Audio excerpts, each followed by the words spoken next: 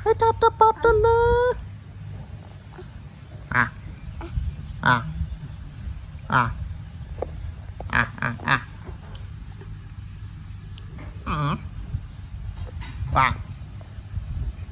สวัสดีพวกแม่บองปอนเตียงออกគ្នាខ្ញុំបាទឈ្មោះលីសា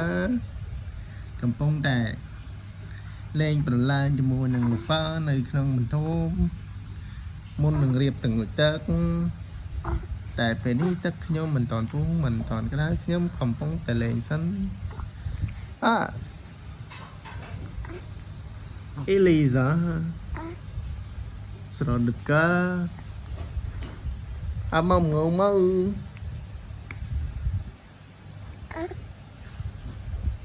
សួស្តីប្រិយមិត្តទាំងអស់គ្នាខ្ញុំបាទឈ្មោះលីសាខ្ញុំចាឈ្មោះលីសា